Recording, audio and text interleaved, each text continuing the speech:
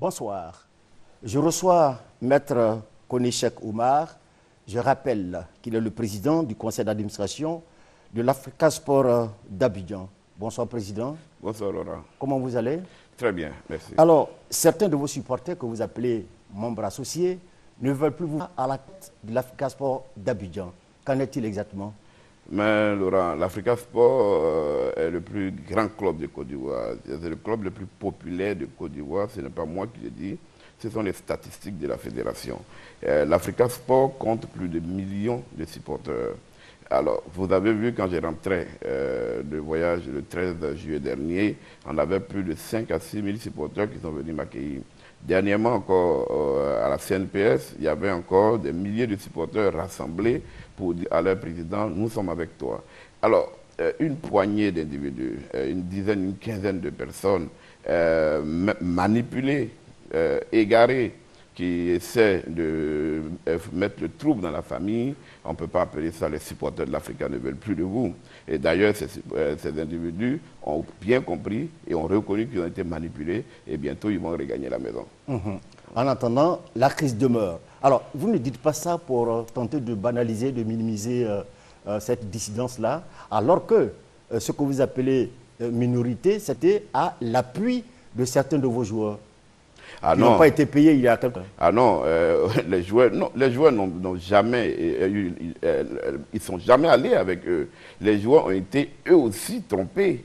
Quand les joueurs reçoivent un SMS qui leur dit « retrouvez-nous dans tel endroit », pour eux, c'est une convocation normale de l'Africa Sport. Et quand ils arrivent, qu'ils trouvent des individus, vous comprenez que les individus sont de très jeunes enfants et qui n'ont pas une certaine capacité. Et ils sont tombés dans un piège, ils se sont ressaisis rapidement. Oui, est-ce que est-ce que ces SMS ont été faits par les vrais responsables de l'Africa Sport National? Non, ce SMS a été fait par un sous-intendant de l'Africa Sport, qui est un employé qui est rentré dans le complot. Vous savez que le verre est toujours à l'intérieur. Et c'est comme ça, c'est ce dernier qui a trompé la vigilance des joueurs. Ils l'ont reconnu, ils se sont ravisés, ils ont demandé pardon et je pense que c'est fini, ils ont fait la paix. Aujourd'hui, les joueurs sont à l'entraînement. Il s'oppose, à mon avis, à un problème de communication au niveau de l'Africa Sport National. Quel problème de communication? Problème de communication, puisque si vous ne donnez pas l'ordre à vos joueurs d'aller quelque part, d'autres parlent et puis ils y vont. Mais il y a un problème de communication. Le président que je suis ne peut pas gérer tous les détails de l'Africa Sport. Déléguons cet individu qui est un sous-intendant a quand même la possibilité d'appeler les joueurs, de les rassembler. C'est d'ailleurs son rôle. Il a assez de pouvoir, hein? Non, ce n'est pas un grand pouvoir, c'est appeler les joueurs, les rassembler pour aller à l'entraînement et tout. Quand on voyage, c'est lui qui encadre les joueurs. Donc, c'est quand même un grand pouvoir, il faut le reconnaître. Ah, voilà. Tout à fait. Alors, mais justement, il a mal exploité. Ouais, malheureusement. Alors, qu'est-ce que cette minorité vous reproche véritablement? Mais cette minorité, je les ai reçus plusieurs fois, bien avant qu'ils ne commencent à faire leur tentative de push. Et je peux vous dire que à moi, personnellement, ils n'ont jamais reproché quelque chose. Ils m'ont toujours dit, président, autour de vous, président, on n'aime pas tel individu, on n'aime pas tel autre individu. Je leur ai dit, on ne gère un club avec les individus, avec les têtes. On gère un club avec des objectifs, avec des principes. Et s'il vous plaît, rentrez là-dedans. Vous n'êtes pas obligé de vous aimer pour travailler ensemble. Restez tranquille, travaillons, faites confiance au président. Si vous n'avez rien à me reprocher, laissez-moi faire. Les administrateurs que vous n'aimez pas ne vont pas m'empêcher de faire ce qui est bien pour le club. Alors, à moi, personnellement, je vous le répète, ces individus n'ont jamais rien eu à me reprocher. Ils le reprochent à des gens qui ont une histoire avec l'Africa Sport. Moi, je n'ai pas... Malheureusement, des gens qui sont autour de vous. Tout à fait. Ce qui est normal. Et quand j'arrivais à l'Africa, je suis venu avec le mot de l'union. Je suis venu trouver une famille qui était déjà... ou des gens qui ont des histoires avec l'Africa depuis très longtemps, ne s'aimaient pas et voulaient se déchirer, ce qui créait des problèmes au club. J'ai dit, écoutez, venez tous autour de moi, qui suis nouveau, qui n'ai aucune histoire avec aucun d'entre vous, qui reste très objectif pour qu'on puisse se réunir et aller à un objectif qui est faire de l'Africa un grand club. Et c'est sur ce chemin que je suis. Je n'accepterai pas que qui que ce soit me détourne de ce chemin. Mais avant l'éclatement de cette crise, on dit gouverner, c'est prévoir. Avant l'éclatement de cette crise, est-ce que vous avez pris attache avec ces dissidents? Et pendant la crise, est-ce que vous avez parlé avec ces dissidents? Laurent, il n'y a pas plus communicateur que moi. Je peux vous dire que j'ai réuni... Que votre modestie puisse en souffrir. Tout à fait. Je vais vous dire que ces dissidents, je les ai reçus ensemble avec ceux qui n'aiment pas.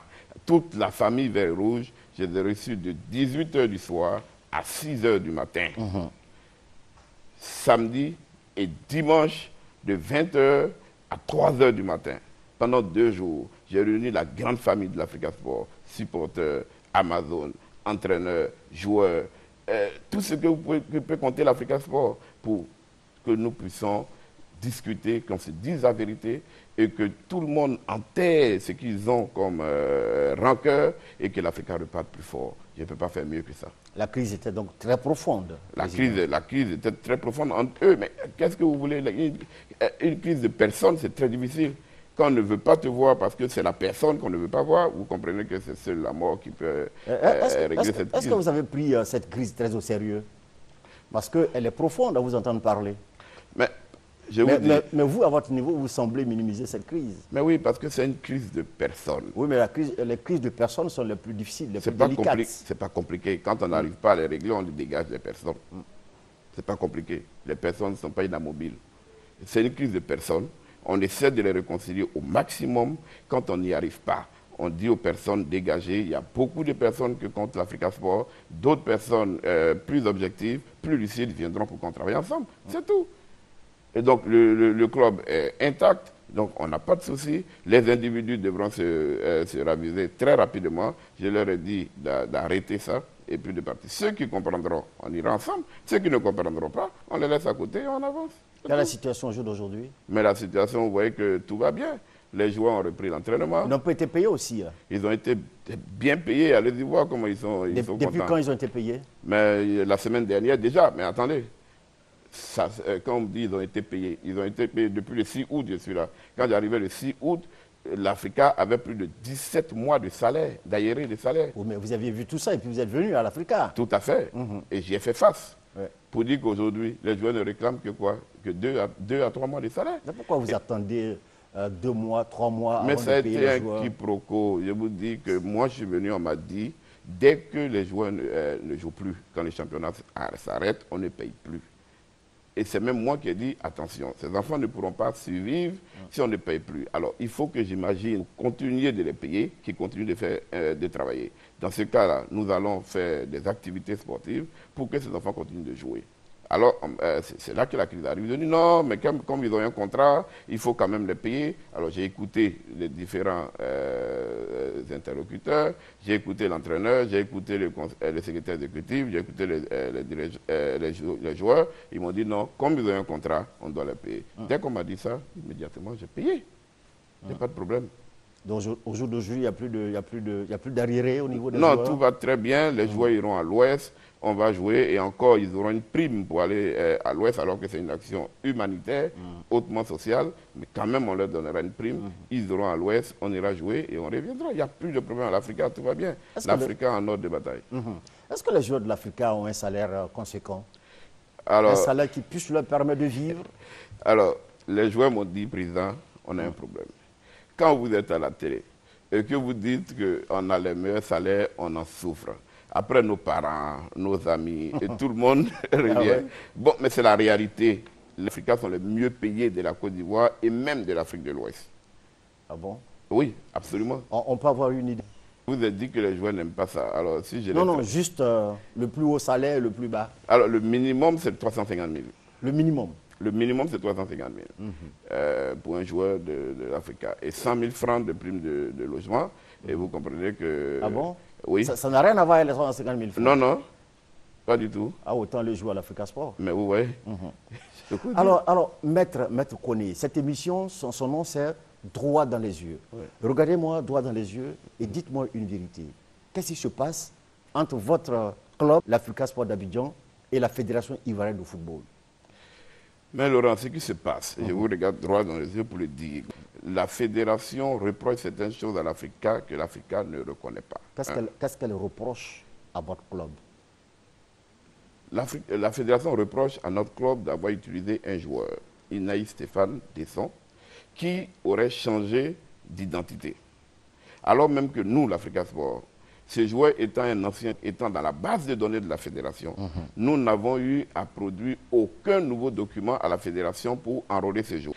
Les documents que nous avons eus sont venus de la fédération. C'est la fédération qui nous a remis les documents pour pouvoir qualifier le joueur. C'est la fédération, d'ailleurs on l'a acheté à 500 francs CFA. Donc, on a un problème avec ces joueurs. Ces joueurs existent bel et bien dans la base de données de la Fédération ivoirienne de football et nous l'avons enrôlé en tant que tel. La Fédération l'a qualifié. Il a été qualifié à la CAF. Il a joué la Coupe d'Afrique avec l'Africa. Aujourd'hui, qu'on s'élève et qu'on dise que ce joueur a changé d'identité et que c'est l'Africa qui doit endosser les responsabilités, nous disons non. Voilà. Alors, quelle solution? Mais la solution, je le crie haut et fort depuis, que la Fédération, l'Africa Sport et le ministère s'asseyent et que, droit dans les yeux comme aujourd'hui, on se dise la vérité et qu'on trouve une solution qui empêche que la Côte d'Ivoire se donne un spectacle un peu partout. Tout à fait. Et c'est que la Fédération refuse jusqu'à présent. D'accord. Alors, Maître Koné, regardez-moi toujours droit dans les yeux et dites-moi, qu'est-ce que vous êtes venu chercher dans le football? C'est l'honneur, la gloire, la popularité, l'argent. Qu'est-ce que vous êtes venu chercher? Ce que je suis venu chercher dans le football, je suis venu dans le football comme un pompier. Et comme je vous dis, le football a mal. Il y a un feu quelque part? Mais il y a un feu, oui. Ça ne va pas, il n'y a plus personne dans les stades. La qualité de jeu a baissé. Les joueurs sont vendus dès le bas âge. Et il y a un problème. Je suis venu pour que la Côte d'Ivoire retrouve son football d'antan, que les stades soient remplis, que nous voyons des qualités de jeu, que donner à la Côte d'Ivoire des noms, comme on avait avant, Miezan Pascal, Gobilan Kouman, Mongueï. Vous voulez être un Messi, quoi? Un Messi, non. Vous êtes un Messi? Un Messi, non. Mais déjà, vous êtes critiqué dans votre club, l'Africa Sport National. C'est normal. Chaque fois qu'on veut faire des grandes choses, on est critiqué, il faut le savoir.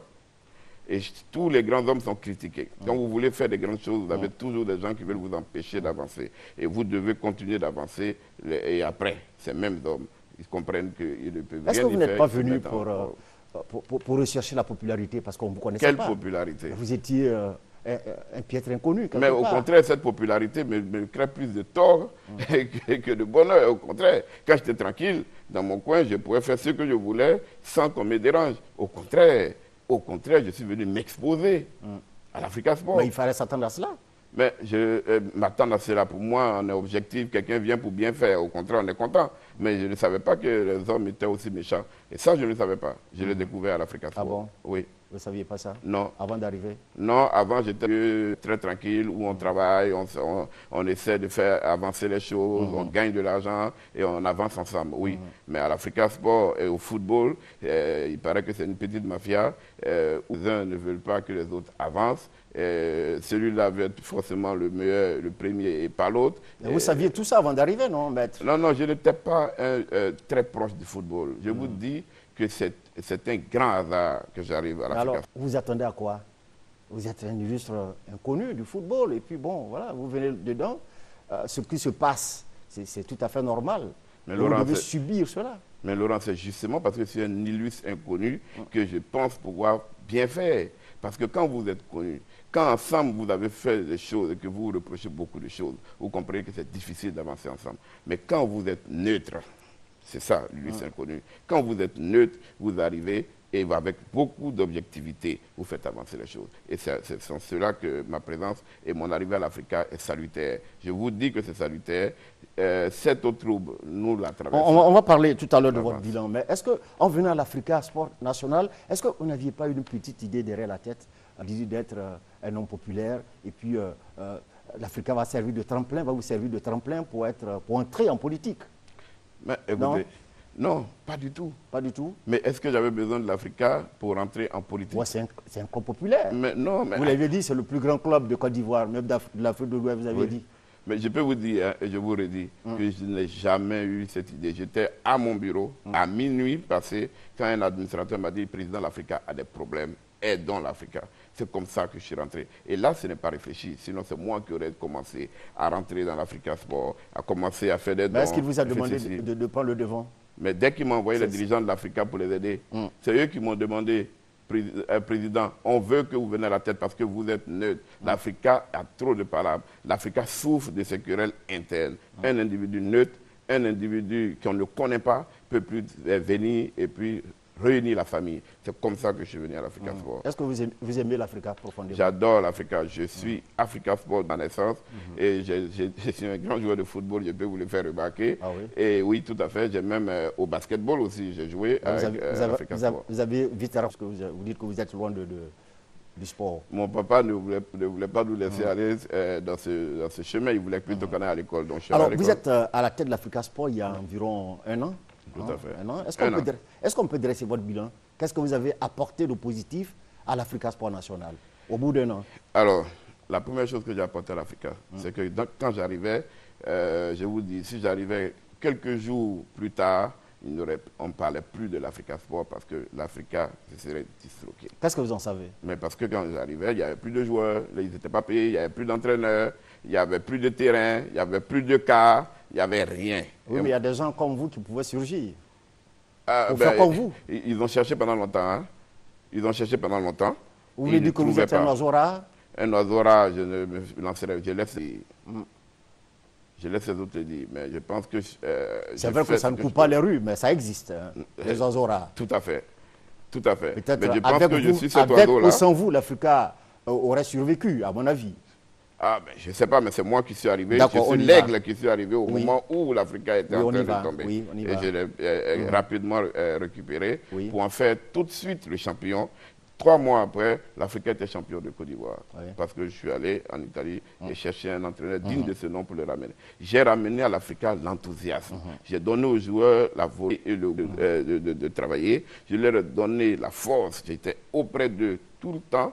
J'étais au terrain à tout moment. J'ai donné à cette équipe l'envie de gagner.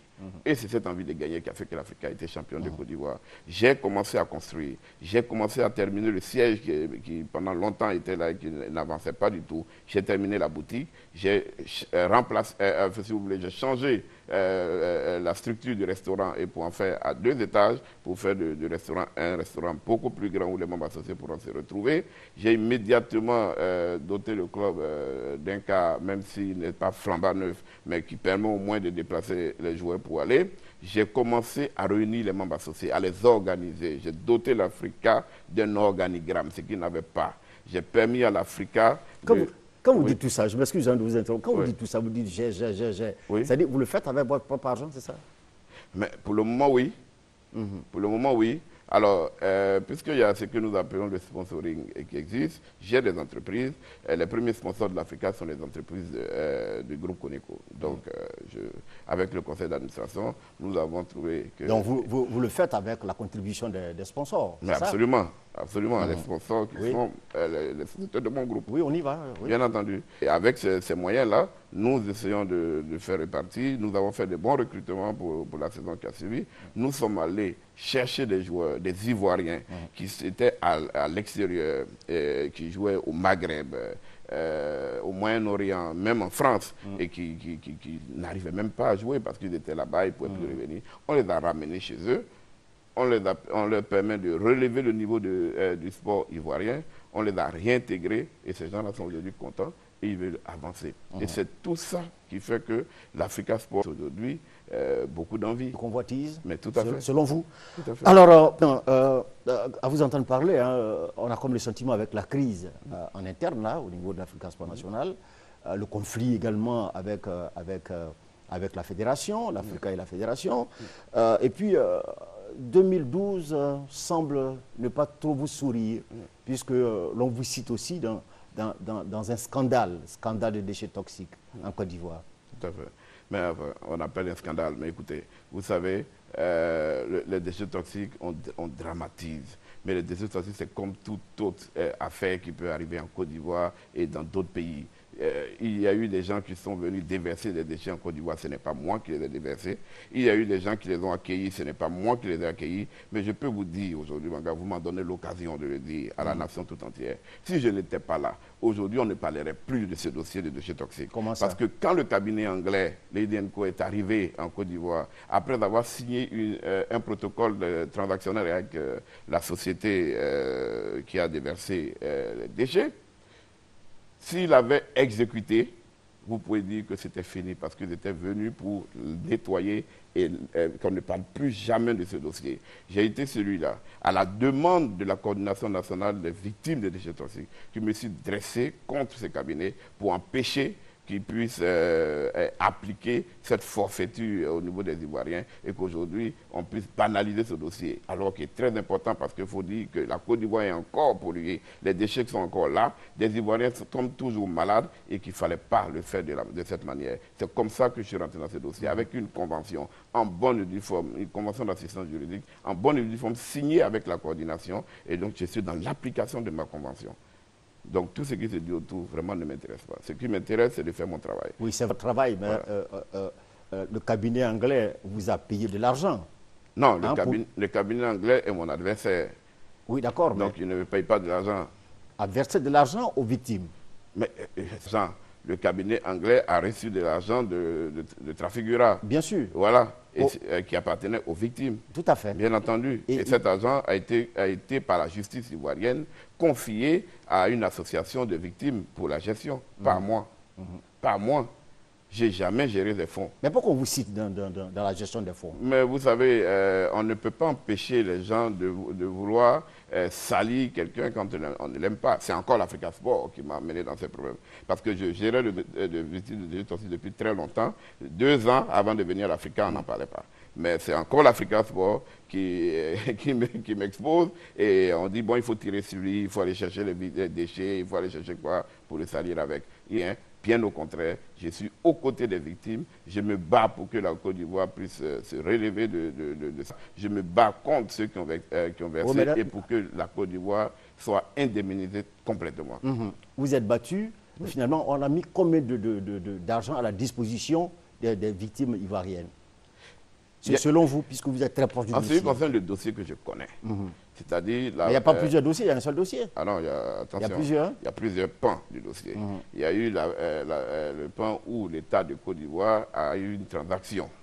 Et là, moi, je vous parle du pan où des privés, des individus, des associations se sont mis et ont commis des avocats anglais pour aller défendre leurs intérêts. Et c'est ce pan-là dont j'ai été saisi. Et ce montant qui faisait 22 milliards 500 a été mis à la disposition des Anglais qui venaient pour le donner. Nous avons trouvé ça insuffisant. C'est la coordination. Nous l'avons trouvé insuffisant. Nous sommes dressés contre la finalisation de ce dossier par ce montant. Nous avons investigué et nous avons compris que beaucoup plus était encore disponible. Alors finalement, on vous a donné combien? On a mis combien à la disposition de l'ONG en question? L'ONG, non, vous voulez dire l'association? Oui, l'association. 22 milliards 100 et quelques. Mais vous avez dit que c'était insuffisant. Oui, nous avons dit que c'était insuffisant. Nous avons donc investigué en Angleterre et nous avons compris que encore beaucoup plus, près de 60 milliards étaient encore détenus là-bas pour les victimes, mais au titre du cabinet qui voulait le prendre comme honoraire, nous les avons saisis. Alors, votre honoraire, c'est combien? C'est 10% de la totalité du montant. C'est-à-dire? Mais je vous dis, c'est 10% de la totalité du montant de 22 milliards 5. C'est ça mes honoraires. Et plus les frais de debout. C'est beaucoup, ça fait combien ça, maître? Mais écoutez, il faut faire les calculs. C'est ça qui vous a rendu milliardaire? Non, bien avant, les victimes, là, ils sont venus me trouver où je suis. Qu'est-ce que vous aviez fait concrètement? Dans quoi? Au niveau de la gestion victime et tout ça. Je ne fais que suivre le dossier sur le plan juridique. Uniquement? Uniquement. Je n'ai jamais participé à une opération de distribution de fonds ou quoi que ce soit. Non, je veux dire la prise en charge des victimes. Est-ce que vous intervenez dans ce domaine? Non, la prise en charge médicale? Oui, bien sûr. Non, pas du tout. Et les réunions de l'association? Non, pas du tout. Ni les réunions, ni les prises en charge. Moi, c'est le dossier juridique. Mais vous ne financez pas tout ça, non? Ah si. Parce que dans ma convention, il est dit que je dois accompagner l'association et dois les financer. Et je les ai financés pendant 2 ans. Le siège qu'ils ont eu, c'est moi qui ai financé. Les réunions qu'ils ont faites, je les ai financées. Les marches qu'ils ont faites, je les ai financées. Les procédures, je les ai financées. Les sorties à l'extérieur, l'investigation et tout, pendant 2 ans, je les ai financées. Alors, donc, dites-nous, vous n'êtes pas concerné par tout ce qui se raconte sur vous concernant le déchet toxique? Non, je suis peut-être concerné, mais je ne suis pas coupable. Ça, c'est clair. Concerné parce que j'ai bien ce dossier et j'y suis et je Donc, continue vous de dites travailler. que vous avez travaillé selon les règles de l'art. Absolument, absolument. Une convention en bonne et due forme, signée, et je suis dans l'application de ma convention. J'accompagne la coordination. J'ai encore saisi des montants importants qui sont entre les mains de Trafigura et nous continuons pour pouvoir les récupérer et venir soulager les victimes d'ivoiriennes. Mais il y a combien qui reste là-bas? Environ 60 milliards. Ça encore, vous aviez quelque chose là-dedans? Mais bien entendu, si on travaille, c'est pour gagner. Alors, pour conclure sur ce sujet, Oui. qu'est-ce qu'on peut retenir? On peut retenir qu'il faut que les victimes et les Ivoiriens soient tranquilles. Koné Kouma n'a détourné aucun montant.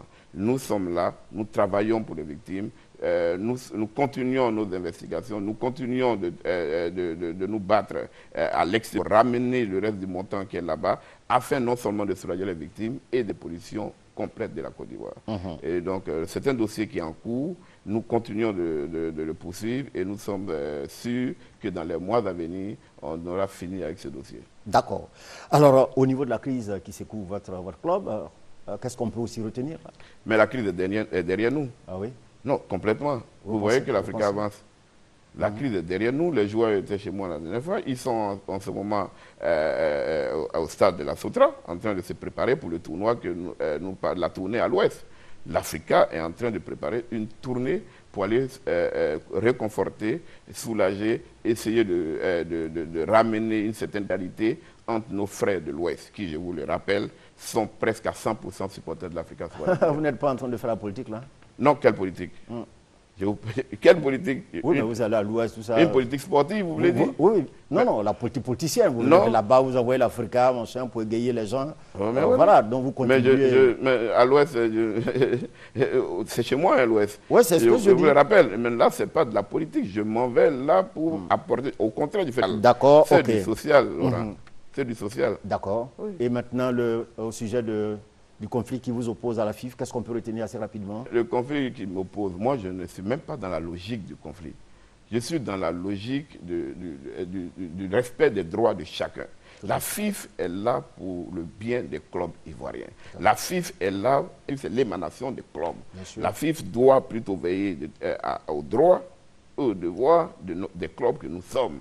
Donc je ne vois pas pourquoi il devrait avoir un conflit. S'il y a un conflit, c'est que ça vient du plus fort. Et le plus fort étant la FIF, je pense que c'est de là que vient le conflit.